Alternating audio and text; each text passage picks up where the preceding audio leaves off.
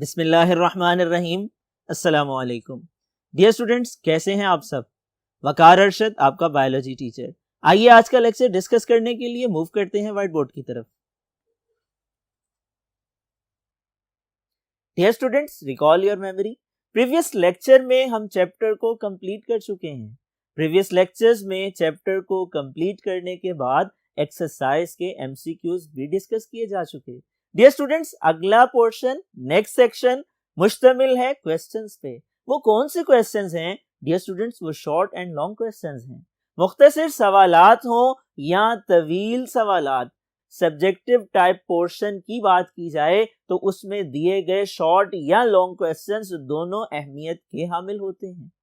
Short questions भी इम्तिहानात में पूछे जाते हैं, लॉन्ग क्वेश्चन भी इम्तिहानात का हिस्सा बनते हैं। डियर स्टूडेंट्स, आइए देखते हैं चैप्टर नंबर 16 की एक्सरसाइज में कौन कौन से शॉर्ट एंड लॉन्ग क्वेश्चंस दिए गए हैं और उनके दुरुस्त जवाबात क्या हैं। आगाज करते हैं शॉर्ट क्वेश्चन से और सबसे पहला शॉर्ट क्वेश्चन है लेवल ऑफ इकोलॉजिकल ऑर्गेनाइजेशन। सवाल पूछा गया है इकोलॉजिकल ऑर्गेनाइजेशन के लेवल्स के बारे में बताइए। ये सवाल सुन करके यूं लगता है जैसे लॉन्ग क्वेश्चन है, लेकिन शॉर्ट क्वेश्चंस में दिया गया है, इसलिए आपने डिटेल्ड नोट नहीं लिखना, आपने जस्ट लेवल्स के नाम एनलिस्ट करने हैं, मेंशन करने हैं। Dear students, recall your memory. Lecture number 1 में हम डिस्कस कर चुके हैं लेवल ऑफ ऑर्गेनाइजेशन का आगाज स्पीशीज से होता है। ऑर्गेनिज्म मिलते हैं, एक जैसे ऑर्गेनिजम्स का ग्रुप जो कुदरती तौर पे आपस में मिलाप कर सकते हैं, नस्ल बढ़ा सकते हैं, स्पीशी कहलाते हैं। स्पीशीज मिलजुल के रहें, पॉपुलेशन कहलाती हैं। पॉपुलेशंस के इकट्ठ से कम्युनिटीज बनती हैं जो कि सिंपल और कॉम्प्लेक्स हो सकती हैं, और पूरी दुनिया में लिविंग वर्ल्ड की जितनी कम्युनिटीज हैं मजमूई तौर पे बायोस्फीयर कहलाती हैं। डियर स्टूडेंट्स, आपने ये 4 नाम मेंशन करने हैं, species, population, community and biosphere. आइए देखते हैं अगला सवाल। Question number 2, ecosystem and components. सवाल पूछा गया है इकोसिस्टम की डेफिनेशन बताइए और उसके कंपोनेंट्स के नाम बताइए।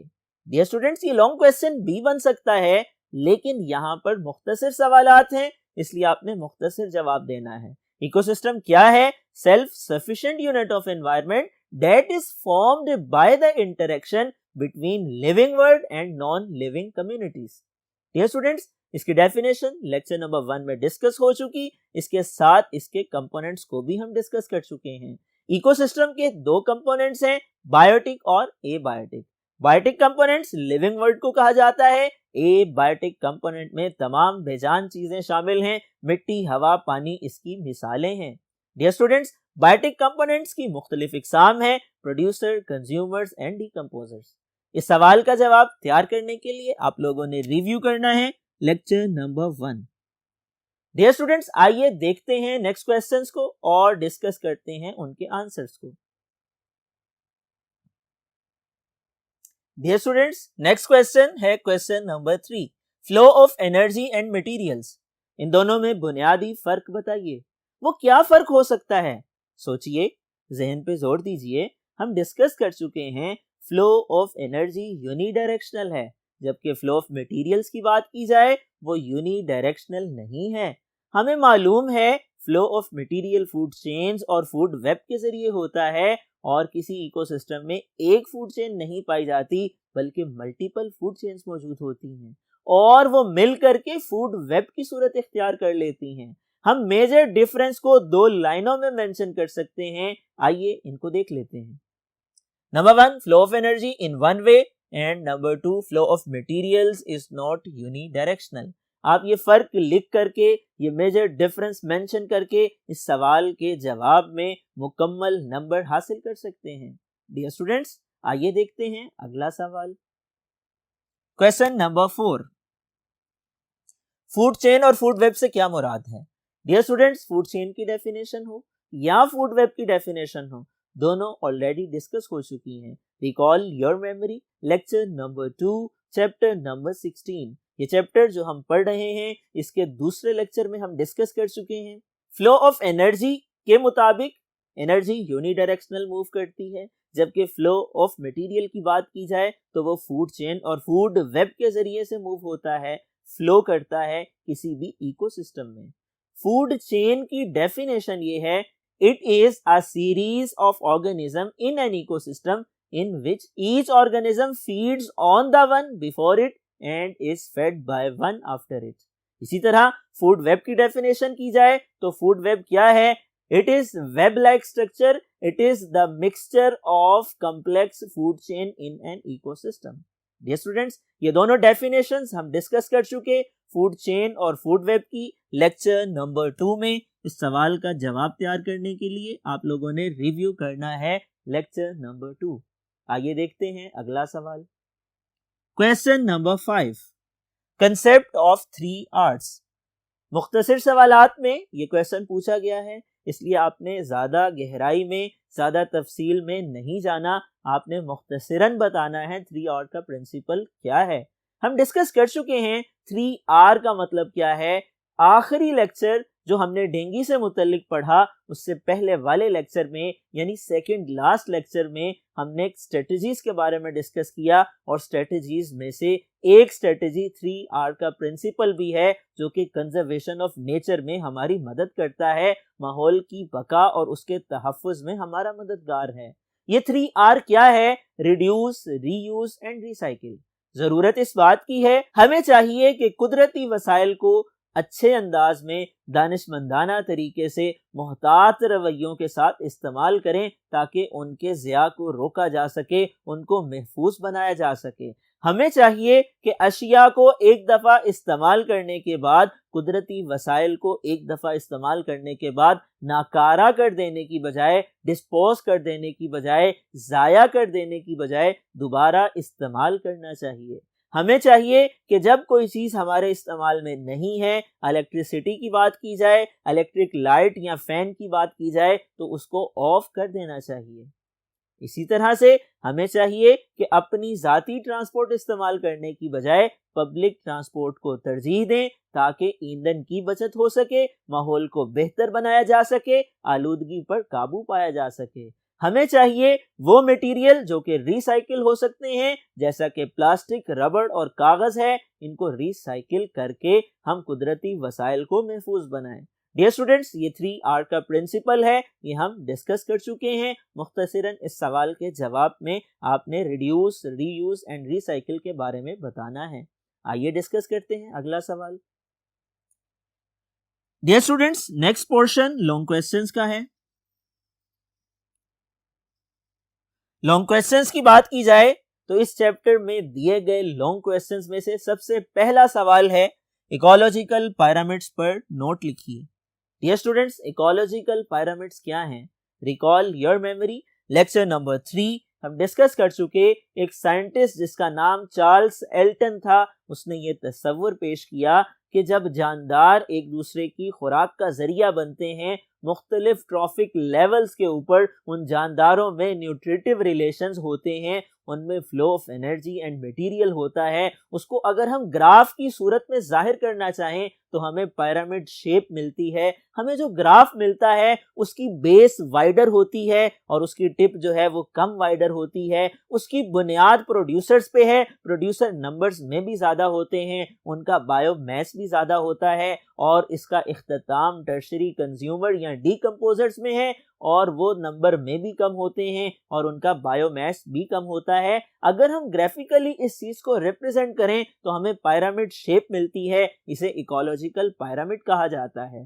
डियर स्टूडेंट्स, इकोलॉजिकल पिरामिड की 2 इकसाम हैं, एक को पिरामिड ऑफ नंबर का नाम दिया जाता है, एक को पिरामिड ऑफ बायोमास का नाम दिया जाता है। अगर ये सवाल इम्तिहानात में लॉन्ग क्वेश्चन की फॉर्म में आपसे पूछ लिया जाए तो इसका जवाब तैयार करने के लिए आप लोगों ने रिव्यू करना है lecture number 3।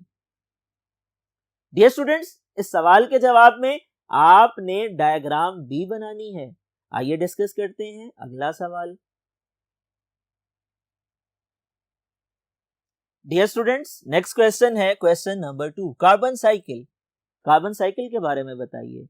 Recall your memory, previous lectures में हम डिस्कस कर चुके हैं बायो जियो केमिकल साइकिल्स दरअसल साइक्लिक पाथवेज हैं जिनके जरिए से, जिन तब्दीलियों से गुजरकर मरहला वार चेंजेस से होते हुए न्यूट्रिएंट्स, जिनमें मुख्तलिफ मिनरल्स भी शामिल हैं, जिनमें मुख्तलिफ एलिमेंट्स भी शामिल हैं, मॉलिक्यूल्स भी शामिल हैं, ये माहौल से जानदारों के पास आते हैं और जानदारों से वापस माहौल की तरफ चले जाते हैं। हम डिस्कस कर चुके हैं cyclic pathways by which materials move from environment to organism and back to environment are known as biogeochemical cycle, और इन्हें हम न्यूट्रिएंट साइकिल भी कहते हैं, और इसी की एक एग्जांपल कार्बन साइकिल है।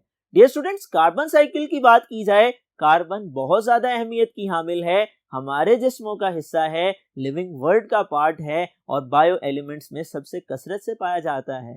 डियर स्टूडेंट्स, ये हाइड्रोकार्बन का हिस्सा है, ये लिपिड और प्रोटीन का हिस्सा है। डियर स्टूडेंट्स, कार्बन की बात की जाए तो कार्बन जमीन के ऊपर, दुनिया के अंदर मुख्तलिफ हालतों और शक्लों में पाई जाती है। ये कार्बन डायमंड और ग्रेफाइट की फॉर्म में भी पाई जाती है। डियर स्टूडेंट्स, कार्बन लिविंग वर्ल्ड में कब एंटर होती है? फोटोसिंथेसिस के जरिए से एंटर होती है। हमारे एटमॉस्फेयर में कार्बन डाइऑक्साइड की सूरत में मौजूद होती है। पौधे इसको जज़ब करते हैं, पानी को अपने साथ मिलाते हैं, सूरज की रोशनी इस्तेमाल में लाते हैं और ग्लूकोज की सूरत में अपनी खुराक तैयार करते हैं, जिसके अंदर कार्बन भी मौजूद होती है। ये ग्लूकोज, ये कार्बोहाइड्रेट बॉडी सब्सटेंसेस बन जाते हैं, सेल्स और टिश्यूज का हिस्सा बन जाते हैं और हमारे बॉडी सब्सटेंसेस कहलाते हैं। डियर स्टूडेंट्स, ये कार्बन रेस्पिरेशन के अमल के दौरान ग्लूकोज के टूटने के नतीजे में, कार्बन हाइड्रोजन बॉन्ड के ब्रेकअप के नतीजे में दोबारा से कार्बन डाइऑक्साइड में तब्दील हो जाती है, एटमॉस्फेयर में खारिज कर दी जाती है। डियर स्टूडेंट्स, इस कार्बन की मूवमेंट को जो एनवायरनमेंट से ऑर्गेनिज्म तक और ऑर्गेनिज्म से एनवायरनमेंट तक होती है, हम कार्बन साइकिल का नाम देते हैं। ये तमाम तफसीलात हम प्रीवियस क्लासेस में डिस्कस कर चुके हैं। अगर ये सवाल लॉन्ग क्वेश्चन की फॉर्म में पूछ लिया जाए, इसका जवाब आप लिखने के लिए रिव्यू कर सकते हैं लेक्चर नंबर 4। डियर स्टूडेंट्स, इसके बाद नेक्स्ट क्वेश्चन है नाइट्रोजन साइकिल। नाइट्रोजन साइकिल की बात की जाए तो नाइट्रोजन साइकिल भी बायोजियोकेमिकल साइकिल की एक एग्जांपल है। इसमें भी मुख्तलिफ तब्दीलियां होती हैं। नाइट्रोजन एनवायरनमेंट से ऑर्गेनिज्म के पास आती है, ऑर्गेनिज्म से वापस एनवायरनमेंट के पास जाती है और ये साइक्लिक पाथवे नाइट्रोजन साइकिल कहलाता है। डियर स्टूडेंट्स, नाइट्रोजन एटमॉस्फेयर में सबसे ज्यादा पाई जाती है, लेकिन N2 की शक्ल में, नाइट्रोजीनियस गैस की शक्ल में, मॉलिक्यूलर फॉर्म में इसका वजूद होता है। ये नाइट्रोजन पौधों के लिए काबिले इस्तेमाल नहीं होती है और इसको पहले नाइट्रेट में तब्दील किया जाता है। इसीलिए नाइट्रोजन साइकिल का पहला मरहला फॉर्मेशन ऑफ नाइट्रेट्स है, जो दो तरह से होता है। पहला तरीका नाइट्रोजन फिक्सेशन है, जिसमें नाइट्रोजन नाइट्रेट में तब्दील होती है। इसकी फर्दर 3 टाइप्स हैं, बायोलॉजिकल, इंडस्ट्रियल और इसके साथ साथ एटमॉस्फेरिक नाइट्रोजन फिक्सेशन। दूसरा तरीका अमोनिफिकेशन और नाइट्रिफिकेशन का है। डियर स्टूडेंट्स, इस पहले मरहले में जो मुख्तलिफ तरह से वाक़या हो सकता है, जब नाइट्रेट बन जाते हैं, अगले मरहले में वो पौधे के जिस्म का हिस्सा बनते हैं, इसको एसिमिलेशन कहते हैं। और आखिरी मरहला डीनाइट्रिफिकेशन कहलाता है कि जब ये पौधे या जानवर मर जाते हैं, मिट्टी में दब जाते हैं, इनके जिस्मों की तोड़फोड़ होती है, ब्रेकडाउन होती है, वो नाइट्रेट दोबारा से अमोनिया में और अमोनिया से नाइट्रोजन गैस में तब्दील होते हैं, वापस एटमॉस्फेयर को लौटा दिए जाते हैं और ये आखिरी मरहला है नाइट्रोजन साइकिल का। डियर स्टूडेंट्स, ये तमाम तफसीलात हम प्रीवियस लेक्चर्स में डिस्कस कर चुके। अगर ये सवाल आपके इम्तिहानात में पूछा जाता है, इसकी तैयारी के लिए आप लोगों ने रिव्यू करना है लेक्चर नंबर 5। डियर स्टूडेंट्स, अगला सवाल आइए देखते हैं। Question number 4, competition, predation and symbiosis. Symbiosis, predation या कंपटीशन, ये तीनों इंटरेक्शंस इन इकोसिस्टम की मिसालें हैं। हमें मालूम है किसी भी इकोसिस्टम में बायोटिक और एबायोटिक कंपोनेंट्स मौजूद होते हैं, आपस में इंटरेक्ट करते हैं। इसी तरह से बायोटिक कंपोनेंट का आपस में भी इंटरेक्शन होता है। डियर स्टूडेंट्स, ये 3 तरह के हैं, कंपटीशन है, प्रीडेशन है और सिम्बायोसिस है।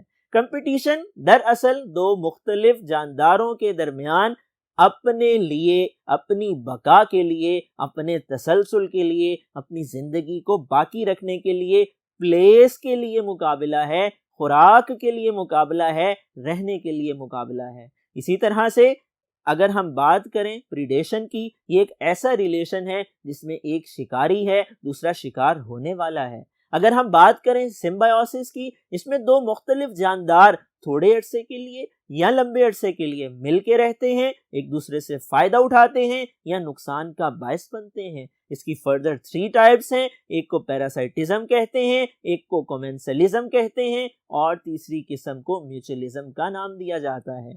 डियर स्टूडेंट्स, ये तमाम तफसीलात हम प्रीवियस लेक्चर में डिस्कस कर चुके। इस सवाल के जवाब को तैयार करने के लिए आप लोगों ने रिव्यू करना है लेक्चर 6 एंड 7। आइए डिस्कस करते हैं next question. Question number 5, impact of human activities contribute loss of balance in nature. Dear students, इंसानी सरगर्मियां इकोसिस्टम के बैलेंस को डिस्टर्ब कर रही हैं, नेचर में डिस्ट्रक्शन का बायस बन रही हैं, कुदरत को और उसके तवाज़ुन को खराब कर रही हैं। अगर हम बात करें तफसील की तो हम डिस्कस कर चुके हैं लेक्चर नंबर 8 और 9 में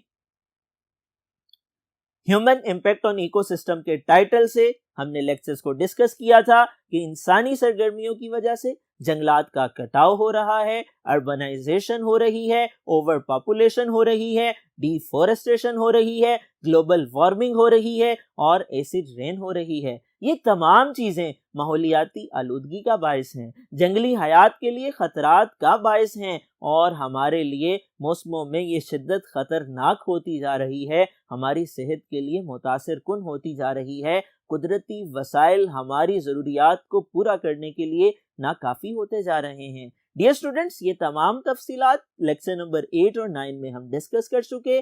अगर ये सवाल आपसे लॉन्ग क्वेश्चन की फॉर्म में पूछ लिया जाए तो इसका जवाब तैयार करने के लिए आप लोगों ने रिव्यू करना है लेक्चर 8 एंड 9 को।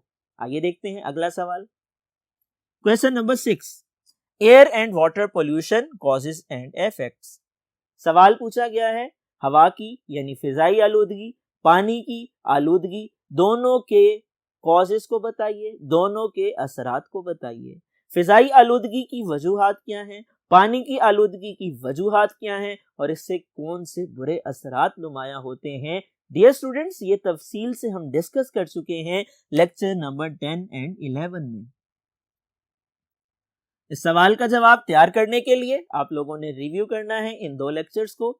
डियर स्टूडेंट्स, मुझे उम्मीद है आज का लेक्चर जो कि लॉन्ग और शॉर्ट क्वेश्चन से रिलेटेड था आप लोगों ने अंडरस्टैंड कर लिया होगा। अगले लेक्चर तक के लिए इजाजत दीजिए। अल्लाह हाफिज।